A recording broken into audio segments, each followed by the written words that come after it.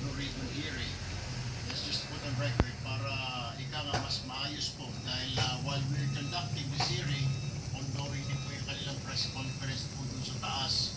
So might as well, bumaba na lang po sila dito para ika nga may lahat nila yung gusto nila sabihin, matanong po natin sila maayos. And like well, unang-una po yung pinagsamang sinumpa sa laysay nila na isinumpa sa ombudsman. Medyo marami po nagulat. Sabi ko nga kung meron po katotohanan doon at hindi ba si CRC, parang 10 or 20%, parang 20%. At nung pinag doon pa muna namin ito, tanongin isa-isa yung 18, lalo pong napag- by the Office of the President, the House of Representatives, several retired Supreme Court justices, deans, and eminent professors of law of various law schools nationwide, 5 former Senate presidents, and no less than the Integrated Bar of the Philippines, the largest organization of lawyers in the country. As such, we reiterate, therefore, that the so-called Blue Ribbon Committee hearing conducted last Thursday, June 4, was illegal, void ab initio, and had no binding effect.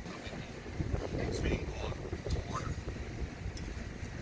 And we hope that with this proceedings, we will be able to get to the bottom of the truth behind the allegations earlier presented.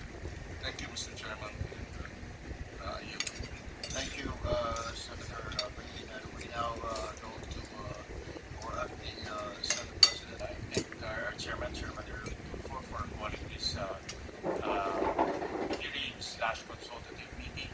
Let me also thank our Vice Chairman Nico Pangilinan, as well as, of course, all the members of this committee. Unang-una sa lahat po, nakakadismaya na hindi po umaten yung 18 bodyguards, yung kanilang abogado na sila. Okay guys, back to the vlog. So ayun, very quick vlog lang to guys, itong gagawin natin. So kaninang umaga, pumunta tayo ng tindahan dyan, yung mini palengke dito malapit sa street namin. So bumili tayo ng karneng baboy, ayan, puto-puto siya na meron laman. And then Baguio pechay, Baguio beans, ayun. Tapos, pumunta tayo ng kanto ng Pembo, bumili naman tayo ng saging na saba, tsaka pechay. Ayun, yung pechay dito natin binili guys, sa may mini na palengke. So ayun, nagluto tayo guys ng nilagang baboy na merong saging na saba. So makikita nyo guys dito sa video na to, kung ano yung kung paano natin niluto yung nilagang baboy na merong saging na saba.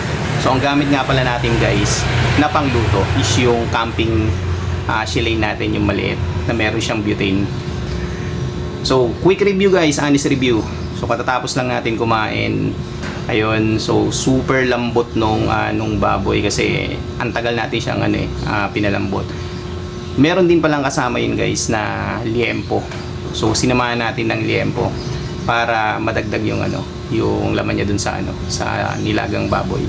So ayun, syempre tayo nagluto, tayo rin kumain.